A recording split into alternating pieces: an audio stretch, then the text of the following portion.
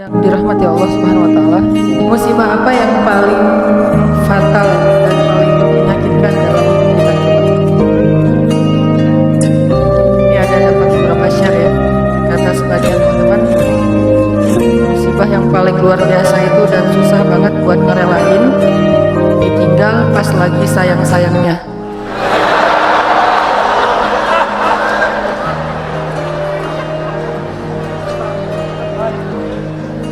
Saya tuh pas baca ini jadi mengenang lagi masa lalu sih. Masa lalu teman saya maksudnya. Atau ada juga yang bilang musibah paling besar yang susah direlain tuh harddisk ke format bersama kenangannya. Jadi tiba-tiba harddisknya error dan di dalamnya banyak foto-foto tentang masa lalu. Terus ada juga yang bilang ketika memasukkan uang 1.000 yang ternyata uang 100.000 ke kotak amal. Masa itu musibah? Ada juga yang bilang musibah yang susah kita rela itu adalah Ronaldo pindah ke Juventus.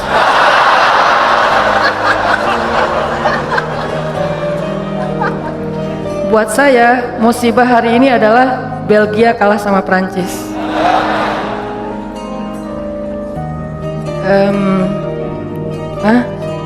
Ada yang bilang musibah itu adalah ketika sosok yang kita pilih gagal di pilgub.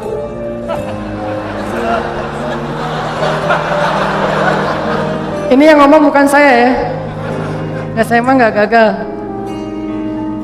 cuman nggak kepilih. Terus ada juga musibah yang paling berat itu katanya nggak di fallback. Oh, kasihan ya. Tahu nggak apa musibah paling besar dalam hidup kita? Musibah paling besar dalam hidup kita itu ditolak sama Allah. Itu musibah paling besar dalam hidup kita. Kayak yang kita baca tadi di dalam surat Al-Munafiqun, ketika mereka berkata di hadapan Nabi Muhammad SAW, "Nashhadu annaka innaka la Rasulullah." Kami bersaksi engkau itu benar-benar Rasulullah. Kata Allah, "Wallahu ya'lamu innaka la rasuluh, wallahu yashhadu innal munafiqina lakadzibun." Allah juga tahu kamu rasulnya dan Allah tahu kalau orang-orang munafik itu adalah orang-orang yang berdusta. Jadi hal yang paling menyakitkan, hal yang paling rugi, hal yang paling ngenes, hal yang paling sedih, hal yang paling musibah besar dalam hidup seorang manusia itu adalah bukan ditolak oleh orang yang dia kecengin, bukan ditolak oleh mertua yang dia datang baik-baik untuk melamar gara-gara kurang modal, gara-gara kurang dalil, gara-gara kurang meyakinkan. Bukan itu musibah yang paling besar. Itu musibah tapi masih kurang besar. Apa yang paling besar? Ditolak oleh Allah Subhanahu wa taala. Karena siapapun yang mendapatkan Allah, maka dia mendapatkan semua kebaikan dunia. Dan siapa yang kehilangan Allah, maka dia kehilangan semua kebaikan dunia dan akhirat. Siapa yang mendapatkan Allah? Dalam tanda petik ya. Arti mendapatkan Allah itu mendapatkan ridha Allah, dapat like dari Allah, dapat perhatian dari Allah. Siapa yang mendapatkan Allah, maka dia mendapatkan semua kebaikan dunia dan akhirat. Dan siapa yang kehilangan Allah, berarti dia kehilangan semua kebaikan di dunia dan akhirat. Inilah musibah yang paling besar, teman-teman. Kayak Allah berfirman di dalam Al-Baqarah yang saya sering ulang-ulang, ketika ada orang yang bilang, "Wa minan nasi man yaqulu amanna billahi wa bil yaumil akhir." Di antara manusia ada yang mengatakan kami beriman kepada hari Allah dan hari akhir. Apa jawaban Allah? "Wa ma hum bimu'minin." Mereka bukan orang yang beriman. Atau di dalam akhir surat Al-Hujurat, ketika orang-orang munafik mengatakan mereka beriman, mereka masuk Islam, kata Allah, sesungguhnya Allah tahu apa yang ada di dalam hati mereka, apakah mereka benar-benar beriman atau tidak. Qalatil a'rabu amanna. Orang Arab Badui mengatakan kami beriman. Qul lam tu'minu walakin qulu aslamna. Kalian belum beriman, kalian baru masuk Islam. Ini artinya teman-teman ditolak oleh Allah Subhanahu wa taala. Ada orang yang sholat, dia puasa, dia haji, dia umroh, dia sedekah, dia tilawah Al-Quran, tetapi dia ditolak oleh Allah Subhanahu wa taala. Kenapa Allah menolak seseorang? Padahal dia mengatakan kalimat yang baik. Kenapa Allah menolak orang-orang yang mengatakan inna nashhadu innaka la rasulullah, kami bersaksi engkau Rasulullah? Kenapa Allah menolak orang-orang yang mengatakan amanna billahi wa bil yaumil akhir, kami beriman kepada Allah dan hari akhir? Kenapa Allah menolak orang-orang yang mengatakan amanna, kami telah beriman? Kenapa Allah menolak mereka, teman-teman? Padahal ucapan mereka baik. Mereka nggak mengatakan Allah itu maunya apa, Allah itu nggak fair, Allah itu nggak adil, Allah itu kikir, Allah itu tangannya terbelenggu, seperti kata-kata orang Yahudi. Mereka nggak ngomong kayak gitu. Yang mereka ucapin itu baik. Kenapa ditolak oleh Allah? Karena Nabi mengatakan innallaha la yanzuru ila aswarikum wala ila a'malikum wala ila amwalikum walakin yanzuru ila qulubikum. Allah nggak melihat penampilan kalian, Allah nggak melihat harta kalian, Allah nggak melihat perbuatan kalian. Yang pertama Allah lihat itu adalah qulubikum, niat kalian. Maksud qulub di sini niat. Karena banyak yang salah paham juga, teman-teman. Ada yang mengatakan udahlah, gak usah terlalu fanatik. Yang penting kan hati. Allah kan ngelihat hati. Maksud ngelihat hati ini bukan ngelihat organ yang bernama jantung. Yang maksud ngelihat hati ini bukan ngelihat apa yang kita rasain, bahagia, nggak bahagia, bukan. Maksud walakin yanzur ila qulubikum ay yanzur ila niyatikum. Maksud melihat kepada hati itu adalah Allah melihat ke dalam niat kalian. Apakah kalian mengatakan itu dengan jujur bahwa kalian benar-benar beriman, atau itu hanya basa-basi? Apakah kalian mengatakan itu dengan jujur karena benar-benar yakin berserah diri kepada Allah, atau itu hanya modus supaya ditolong oleh Allah, kemudian besok kalian akan meninggalkan Allah setelah mendapatkan kebaikan itu? Allah Maha tahu. Sehingga Allah mengatakan di surat Al-Mulk, wa asirru qaulakum aw ijharu bih innahu alimun bidzatis sudur. Kalian rahasiakan atau kalian tampakkan apa yang ada di dalam hati kalian, innahu alimun bidzatis sudur. Allah tahu banget apa yang ada di dalam dada kalian. Buat Allah, bisikan hati kita sejelas teriakan lisan kita, gak ada bedanya. Kita teriak pakai mic, kita katakan bohong, saya nggak percaya sama Allah.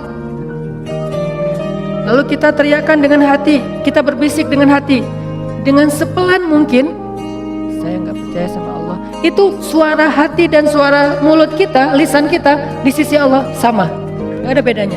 Nggak ada cerita kalau dengan mulut kita bilang, ya Allah saya percaya kepada Engkau, saya berserah diri kepada Engkau, Allah dengar. Giliran dalam hati kita bilang, enggak sih, sebetulnya nggak gitu-gitu amat.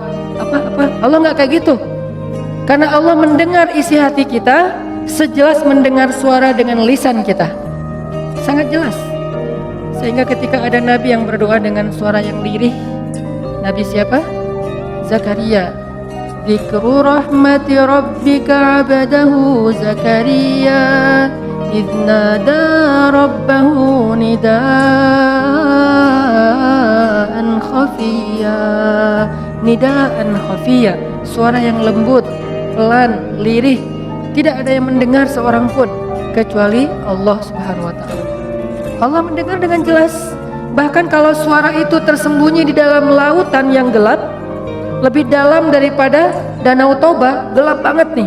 Karena nggak mungkin ikan haut, ikan paus hidupnya di perairan yang dangkal, nggak mungkin. Dia hidup di perairan yang dalam, yang mungkin kedalamannya di bawah 1 kilometer. Bahkan kalau seseorang kemudian ditelan ikan haut, ikan paus, lalu ikan paus itu membawanya ke dalam lautan, di dalam samudra, tiba-tiba orang yang di dalam perut ikan itu bersuara, Subhanaka inni kuntu minaz zalimin, Subhanaka inni kuntu minaz zalimin. Pelan sekali suara itu terdengar dengan jelas di arasy Allah Subhanahu wa taala. Jadi nggak ada yang tersembunyi dari Allah. Sehingga apa yang menyebabkan kita ditolak oleh Allah, teman-teman? Bukan ucapan kita kurang fasih, bukan bacaan Al-Quran kita kurang makhraj, kurang bagus tajwidnya, bukan ketika kita sholat gerakan kita kurang sempurna, bukan. Tapi hati kita yang kurang ikhlas, itu penyebab seseorang ditolak. Bisa jadi gerakan sholatnya sempurna, bisa jadi bahasa Al-Qurannya ketika dia membaca indah sekali, kalau hatinya tidak seperti yang dia ucapkan, kalau hatinya tidak ikhlas kepada Allah, Allah tolak semuanya. Sehingga salah satu di antara 3 orang yang pertama masuk neraka padahal dia soleh siapa? Qari'ul Quran, orang yang membaca Al-Quran dengan baik, hafiz 30 juz dengan 10 qiraat plus riwayat. Kan ini nggak mudah kan? Hafal 30 juz, 10 qiraat pakai riwayat. Karena saya pernah ngalamin sulitnya mencari atau mendapatkan riwayat Al-Quran itu susah banget. Saya termasuk orang yang belum berhasil mendapatkan itu. Pernah saya mau daftar ke guru saya, Syekh Tariq Faris di Mesir. Syekh, saya pengen ngambil riwayat Al-Quran.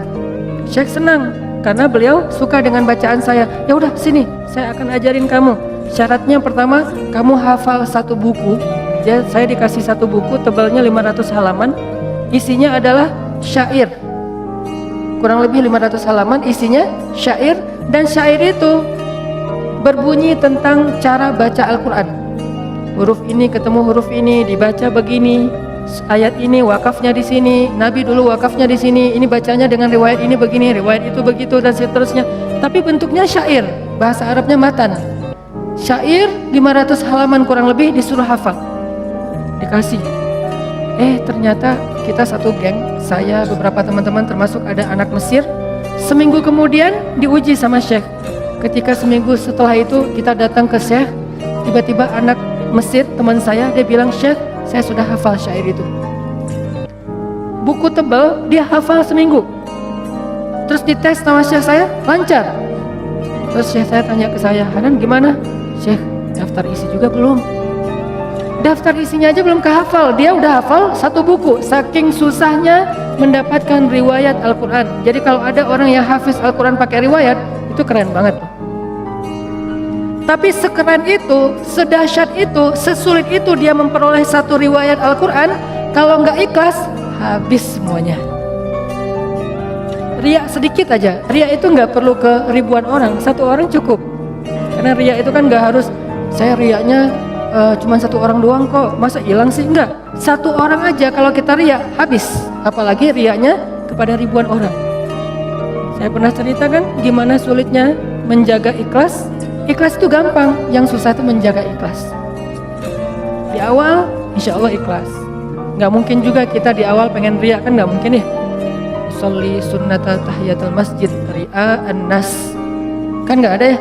Saya sengaja sholat sunnah tahiyatul masjid karena pengen pamer aja, Allahu Akbar, kan nggak mungkin kan? Nggak ada di antara kita yang sengaja beramal karena pengen ria. Kita nggak di level itu, insya Allah itu bukan level kita. Kita 1 level di atasnya. Di awal ikhlas, pasti kita mengatakan lillahi ta'ala, karena Allah. Tapi masalahnya di setengah ketika kita lagi ngerjain itu.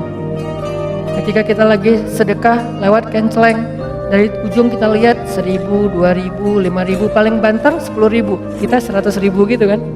Pas ngeluarin, asa nggak rela ya 100.000 tapi nggak ada yang lihat. Akhirnya kita sok ikhlas, bukan ikhlas, sok ikhlas, ditutup di depan biar nggak kelihatan, tapi di belakang orang pada ngelihat.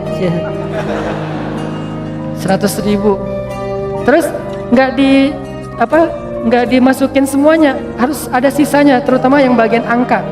Geser aja ke sebelah biar dilihat, 100.000. Pura-pura ikhlas. Ini namanya meriakkan keikhlasan. Meriakkan keikhlasan. Jadi nggak gampang teman-teman untuk ikhlas. Makanya untuk menjaga keikhlasan, makanya kita berlindung kepada Allah. Ya Allah, jangan tolak saya gara-gara saya tidak mampu menjaga ikhlas. Saya beristighfar minta ampun kepadamu ya Allah kalau saya pernah riya. Karena kalau ditolak sama Allah, udah kita nggak dapat kebaikan apa-apa di dunia maupun di akhirat. Kalau Allah menerima kita, maka kita diberikan kebaikan dunia dan akhirat. Wa innama likulli imri'in ma nawa. Semua orang mendapatkan sesuai dengan apa yang ada di dalam hatinya, niatnya, apa yang dia niatkan. Faman kanat hijratuhu ilallahi wa rasulih fa hijratuhu ilallahi wa rasulih. Kalau Allah menerima kita, kita minta apa aja Allah kasih. Tapi kalau Allah menolak kita, kita mau jungkir balik di raudhah malam Jumat bulan Ramadan pas lagi Lailatul Qadar, gak akan diterima oleh Allah. Kenapa? Udah ditolak. Makanya musibah paling besar itu teman-teman ditolak oleh Allah. Dan Allah menolak kita bukan karena melihat perbuatan kita yang kurang sempurna, amal soleh kita yang tidak terlalu ideal, tapi karena Allah melihat hati kita yang cacat. Cacatnya itu bukan amalannya, tetapi perasaannya, hatinya, niatnya. Kan ada tuh cerita tentang 3 orang yang lagi touring, kemudian terjadi badai, akhirnya mereka berlindung di dalam sebuah gua kan. Kemudian jatuhlah sebuah batu besar menutup pintu gua, mulut gua. Akhirnya mereka sadar, wah kita nggak akan selamat nih. Satu-satunya yang bisa buat kita selamat adalah kita duduk berdoa kepada Allah. Karena mau ngedorong batu nggak mungkin, nyari jalan lain mentok. Duduklah mereka bertiga berdoa kepada Allah. Orang yang pertama berdoa, ya Allah, saya punya kedua orang tua yang udah sepuh, ayah dan ibu yang sudah sepuh, yang sudah tua, dan saya selalu berbakti kepada keduanya. Bahkan saya tidak pernah mau memberikan susu dari ternak saya kepada keluarga saya atau kepada siapapun sebelum saya memberikan terlebih dahulu kepada kedua orang tua. Jadi gak mau dia ngasih susu itu kecuali ke orang tuanya dulu baru keluarganya. Suatu malam orang tuanya minta susu, udah disiapin, dia peras susu ternaknya. Pas mau dikasih ke orang tuanya ketiduran. Dia biasanya kalau udah ngasih ke orang tuanya, baru dia ngasih ke keluarganya, istrinya, anaknya. Kali ini orang tuanya minta susu, pas udah mau dikasih ketiduran. Akhirnya dia tunggu di sebelah orang tuanya yang tidur sampai mereka bangunnya subuh. Dia berdiri sambil megang susu. Kenapa? Dia nggak mau nanti orang tuanya tiba-tiba bangun manggil dia untuk 2 kali. Dia nggak mau orang tuanya memanggil dia 2 kali. Dia hanya dia pengen sekali manggil udah ada. Sehingga kalau misalnya nanti orang tuanya bangun, dia langsung memberikan susu. Dia tungguin megang susu sampai subuh. Kebayang nggak dari habis Isya megang susu berdiri sampai subuh demi ingin menyenangkan hati kedua orang tuanya. Dan resikonya apa? Resikonya pegel. Resiko yang lain apa? Resiko yang lain dia tidak tidur semalaman. Resiko yang lain dia tidak memberikan susu itu kepada istri dan anak-anaknya yang juga membutuhkan demi mendahulukan orang tuanya. Lalu dia mengatakan, ya Allah, kalau engkau ridho, engkau menerima kebaikan saya itu, birrul walidain, amal soleh saya itu, karena